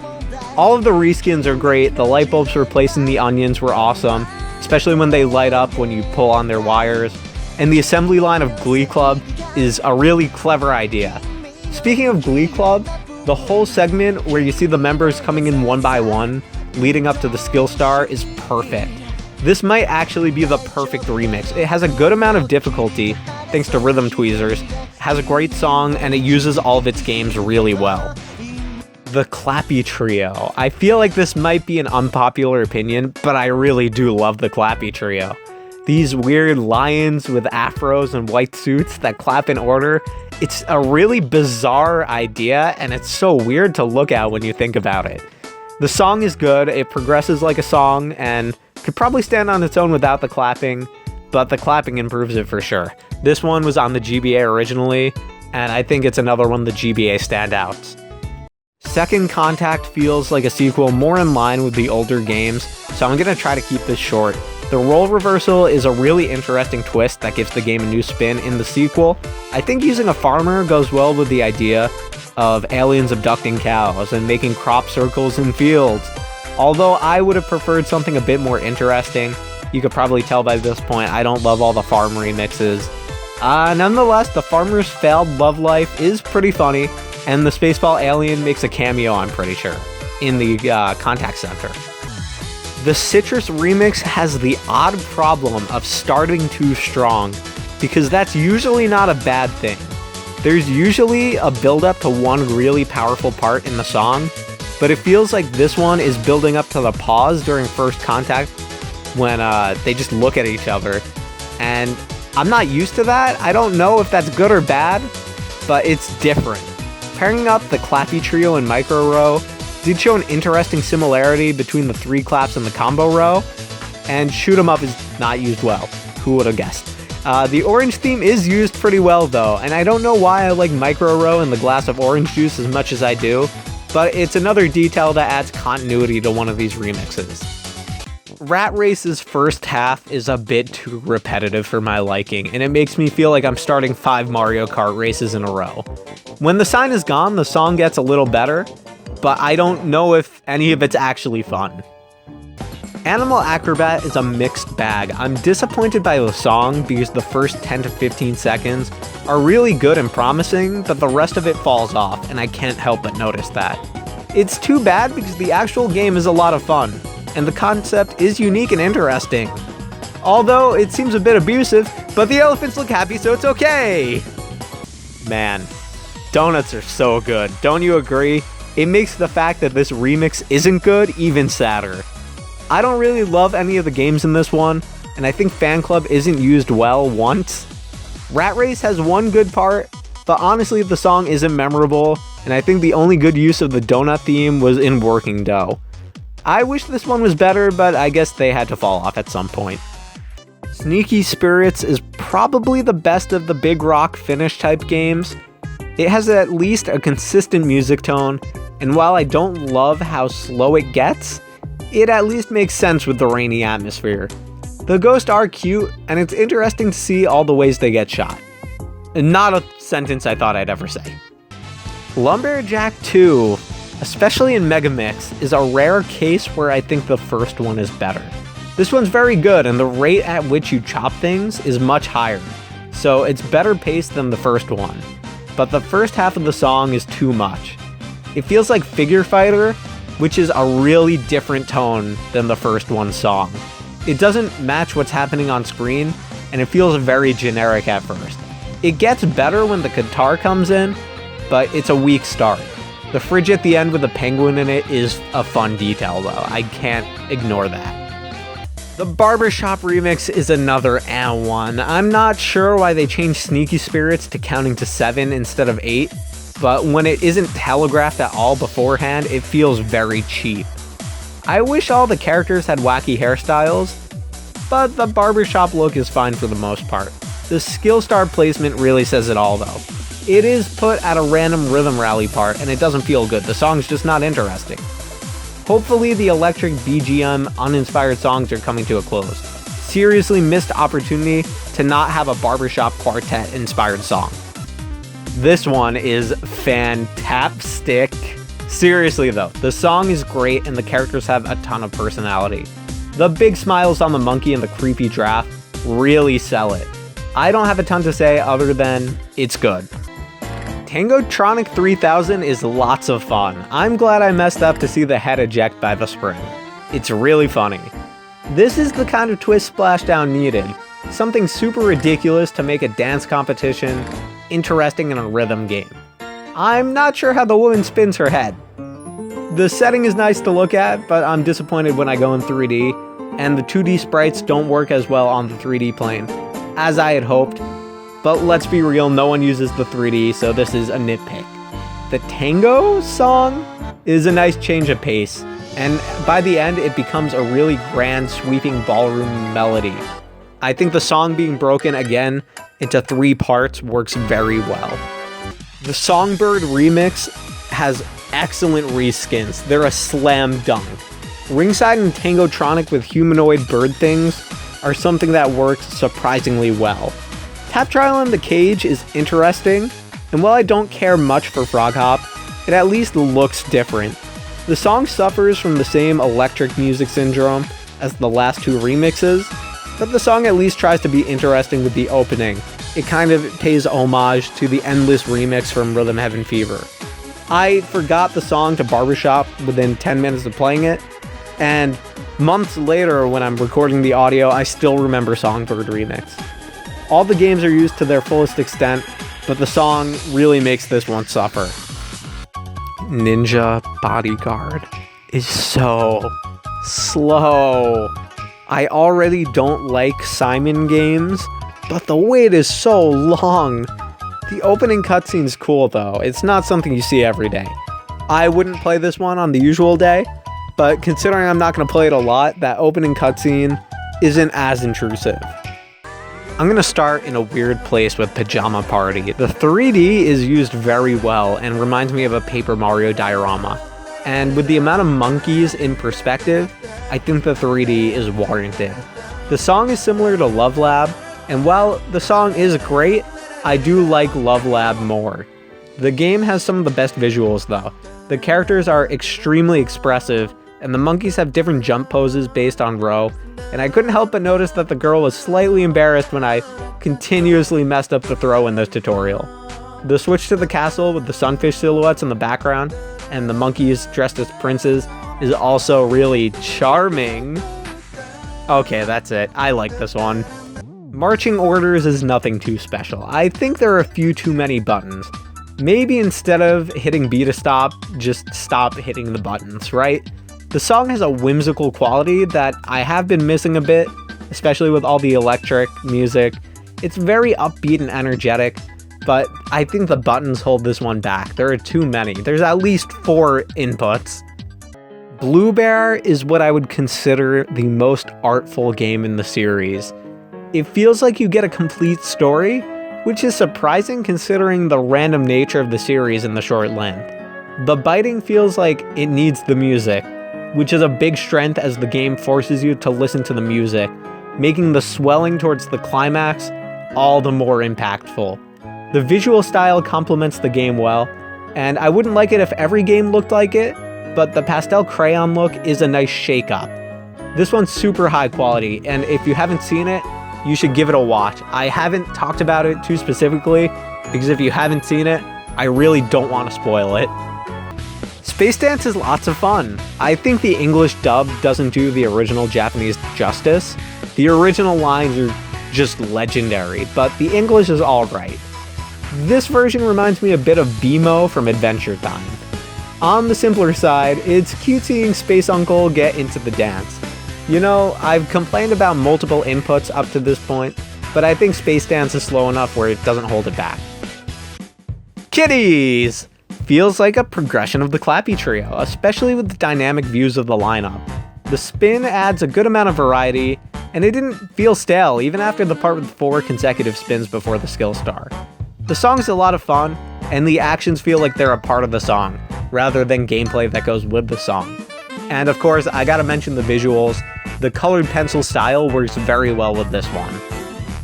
The Snappy Trio has a good change of instruments, and the tempo up and instrument change do create a peppier tone. The theme is interesting, although I do prefer the vagueness of the white room with trio timing, but the saloon look is fun.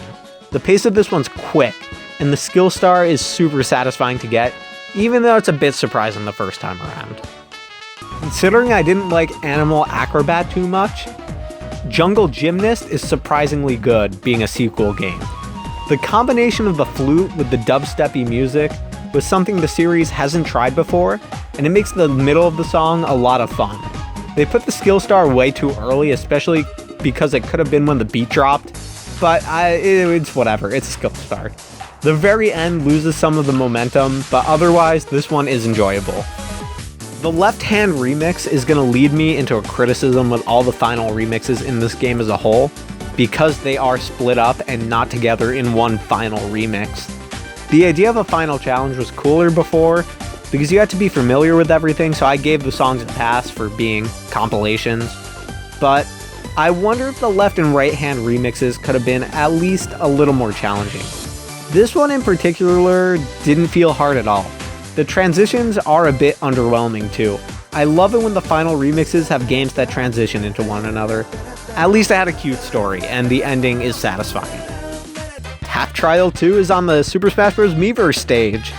We Love Purple Monkeys, pretty much the same, uses the pace change well. I like Super Samurai Slice 2 a little more than the first one because of the 4-hit with the lightning strike on the bird. It feels super awesome and adds a bit of that cheesy 90s nostalgia that adds the personality of parody to the game. The right-hand remix is better than the left-hand remix for sure. There are parts that stand out, like the lockstep flipper flop Sumo Bros transitions, and the 3-hit Tangotronic to Bluebirds, drawing parallels between all these games that you would otherwise not see. The Clappy Trio going into Fan Club, again, feels appropriate with the clapping going into clapping. Something about Sneaky Spirits into Launch Party feels appropriate too. I don't know what it is, probably the beat counting. This one feels like it was put together much more thoughtfully than the left-hand remix. I won't lie, I had a huge grin when the pause came up and the skill star was afterwards in Cosmic Dance. It feels a lot like a jazz club. These guys are actually performing now. There are people murmuring in the crowd. They aren't randomly in space, which is a great way for the GBA to build atmosphere without having complex visuals, as this was originally on the GBA. The leader having the same voice as Space Uncle cracks me up too. This is a feel-good game for sure. A lot of people like Karate Man Sr., but I can't lie and say I like it. Karate Man Sr. is representative of pure disappointment for me, and embodies most of the disappointment I have with Megamix in one song. The music is so generic. Before, when I said Struck by the Rain was a subversion of expectations, this is exactly the generic dribble I first imagined. This could have been styled like a 1920s song, or they could have went in with the rock theme a bit further, but this is just loud guitar, like those early games in Megamix. The kicks and combos together aren't good. It clutters the game with too many commands that have almost the same visual cue, and the song doesn't emphasize either of them well. The song didn't need vocals to succeed. It needed to take the idea of playing as Karate Man's dad further, like how Super Samurai Slice goes all in with the arcade fan service.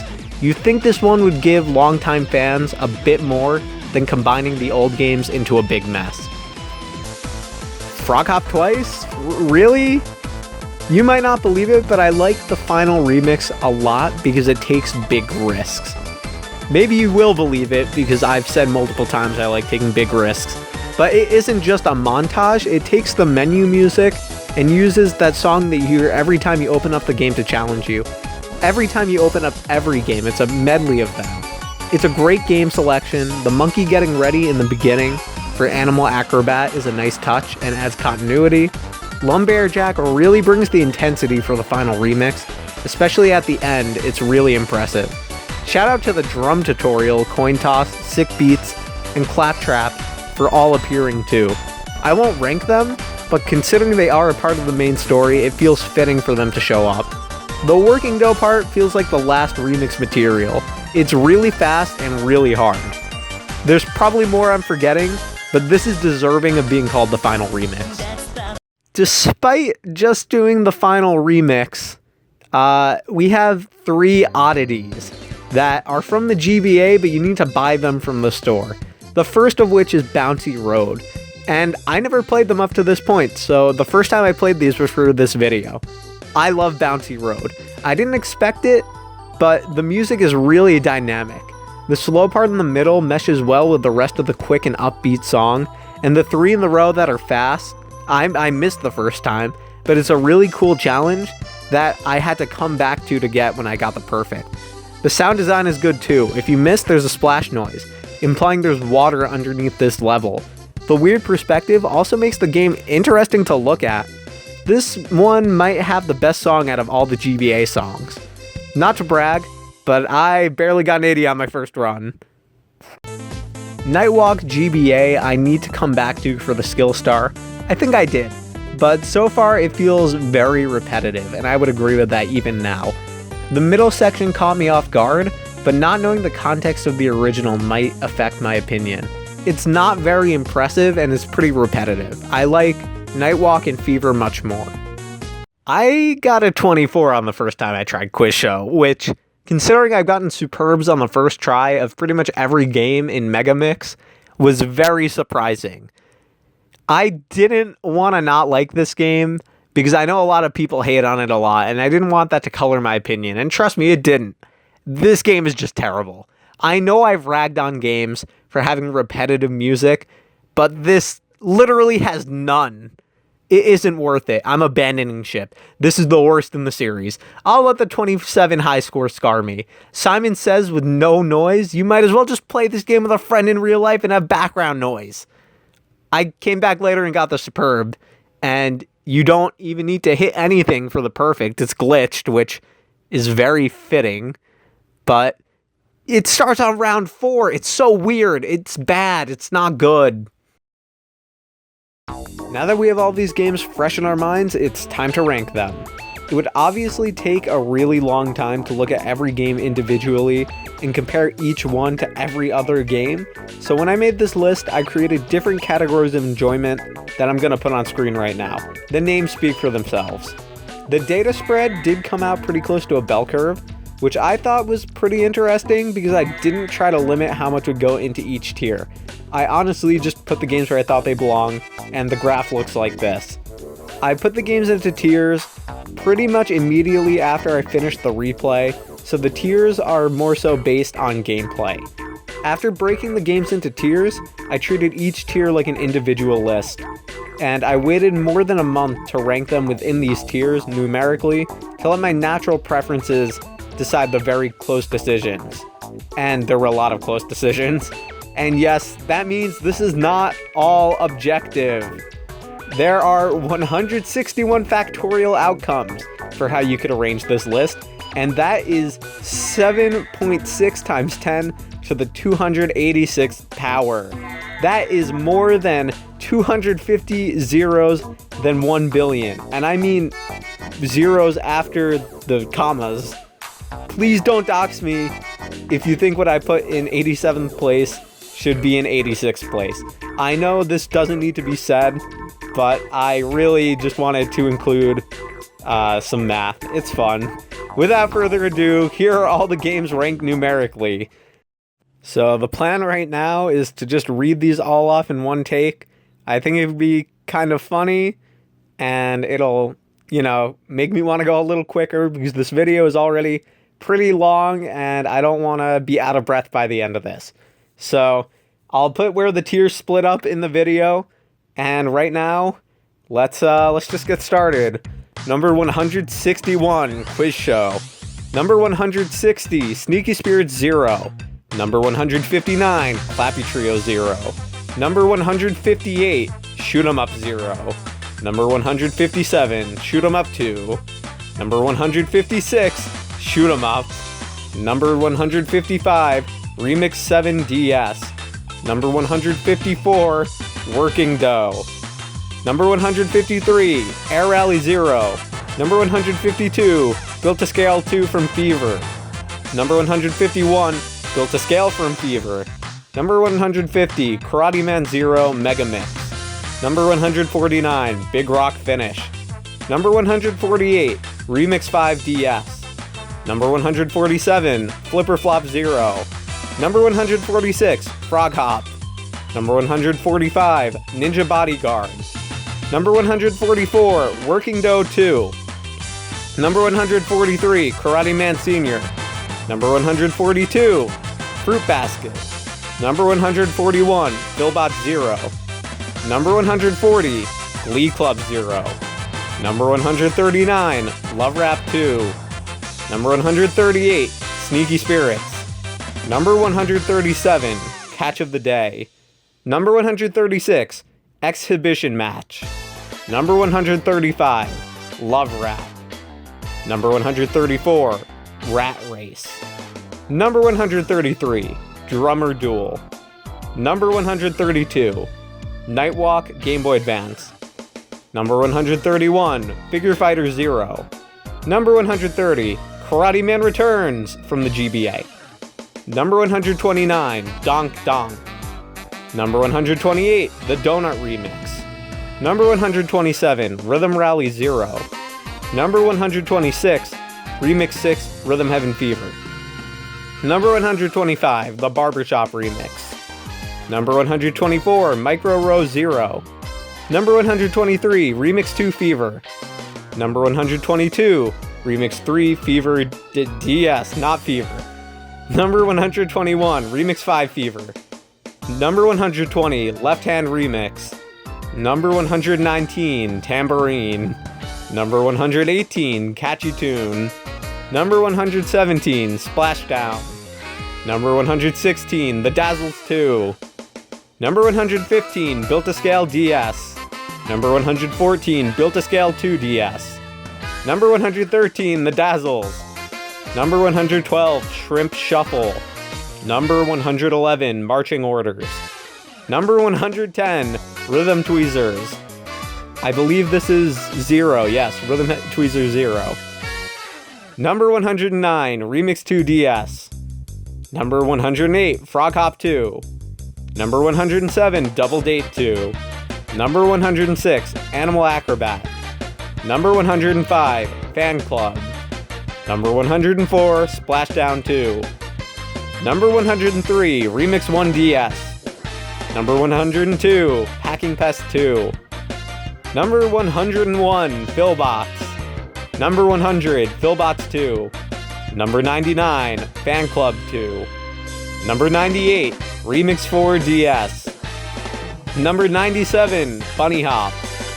Number 96, Double Date. Number 95, Board Meeting.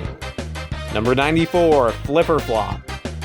Number 93, Right Hand Remix. Number 92, Songbird Remix. Number 91, Glee Club. Number 90, Dog Ninja. Number 89, Flock Step. Number 88, Remix 10 DS. Number 87, Remix 6 DS. Number 86, Lumbear Jack 2. Number 85, Bossa Nova. Number 84, Power Calligraphy. Number 83, Love Lizards. Number 82, Jungle Gymnast. Number 81, Catchy Tune. Number 80, Crop Stomp. We're halfway there. Number 79, Moai Doo-Wop 2. Number 78, Remix 8 from Fever. Number 77, Glee Club 2. Number 76, Spaceball. Number 75, Second Contact. Number 74, Micro Row 2. Number 73, Cheerleaders. Number 72, Cheerleaders 2. Number 71, Space Soccer 2. Number 70, Screwbot Factory. Number 69, Space Soccer. Number 68, Screwbot Factory 2. Number 67, Seesaw. Number 66, Rhythm Tweezers, Game Boy Advance. Number 65, Remix 10 Fever. Number 64, Tangotronic 3000. Number 63, Packing Pest. Number 62, Moai Dua. Number 61, The Final Remix. Number 60, The Honeybee Remix. Number 59, Launch Party. Number 58, Micro Row. Number 57, Lumberjack. Number 56, Space Dance. Number 55, Rhythm Rally. Number 54, Airboarders. Number 53, Pajama Party. Number 52, Rhythm Rally 2. Number 51, First Contact. Number 50, Remix 1 Fever. Number 49, Cosmic Dance. Number 48, The Citrus Remix. Number 47, Samurai Slice 2. Number 46, Super Samurai Slice. Number 45, Figure Fighter 2. Number 44, Super Samurai Slice 2. Number 43, Figure Fighter. Number 42, Remix 9 DS. Number 41, Freeze Frame. Number 40, Tongue Lashing. Number 39, Bouncy Road. Number 38, Nightwalk Fever. Number 37, The Snappy Trio. Number 36, Rockers 2. Number 35, Fruit Basket 2. Number 34, Tap Trial. Number 33, Tap Trial 2. Number 32, Lockstep 2.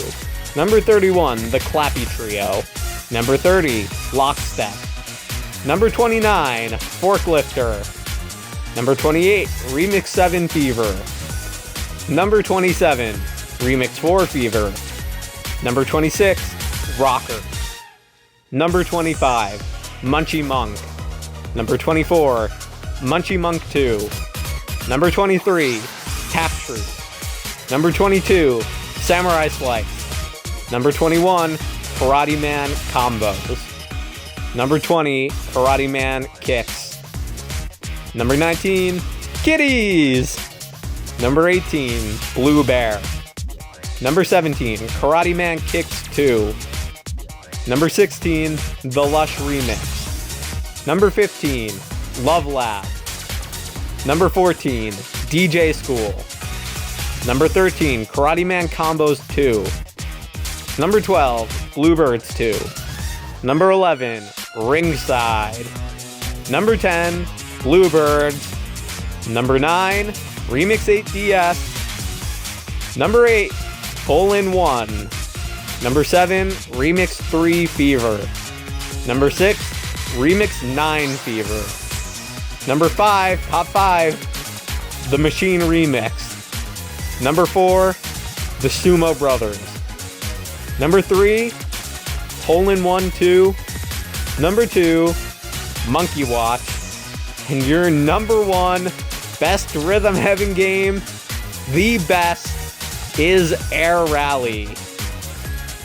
That didn't really take the breath out of me. My mouth is just very dry from doing 10 minutes of talking.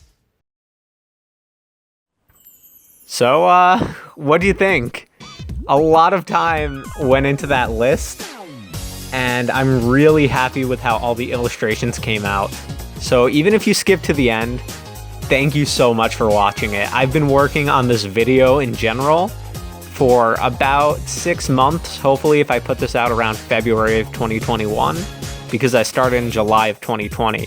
But those illustrations I've been cranking away at for since about August. So I'm really happy with how most of them came out, and I'm glad I'm finally getting to share them with everyone. Now, if you only watched those 10 minutes and are confused about, why I put things in certain places, no problem. I get 2 hours is a long time, but that is what the whole first part of the video is about. So check it out if you're curious. But like I said, I put a lot of time into that list, so don't shame anyone if they didn't watch all the way through. I'm really happy with the list part.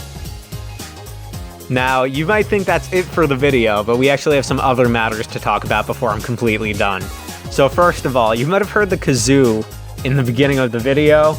If it was really annoying, please thank the people who are going to come up in the credits who, let's just say, watched the whole video with kazoo songs. Now, I didn't recognize that it would be an issue, but I am pretty sure I violated some of the Geneva Conventions through the torture I put my pre-screeners through.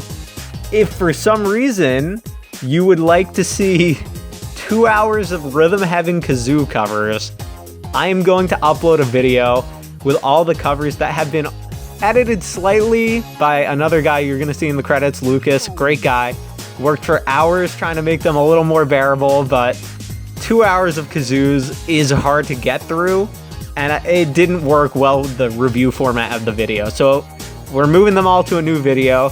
I'll put a link in the description whenever we get that out. The second matter I want to talk about is what I'm going to do with some of these illustrations.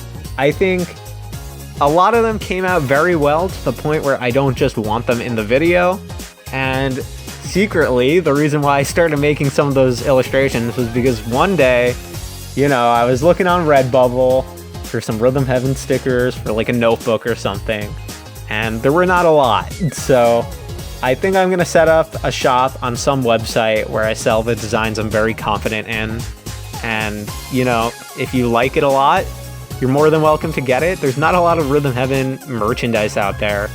So if you want to, proclaim your love to the series, but don't want to make a 2-hour-long video, maybe give that a look, especially if you really like the art I put a lot of time into. All of those things that I just talked about will be either in a pinned comment in the description, and they will also get updates as they go up on my Twitter, which is Injoltl, same as the channel name. Now that all that official business is out of the way, I think it's time to give a second thank you to everyone who has watched the video. I've been working again very hard on it, and I didn't think I'd be making YouTube videos again. I quit Let's Playing a while ago, and I decided I had to do something for Rhythm Heaven because it was really getting me through the year of 2020. It's just takes you to another place. So I don't know if I'm going to make another video again. I have a few ideas, but I don't know if I'm ready to put 6 months of hard work into another video. But when I do, because I have a few ideas that I've not seen anyone talk about, hopefully you're interested in that. It won't be Rhythm Heaven. And hopefully I get the chance to entertain you again. But until then, this has been Injoltl, and I will see you soon.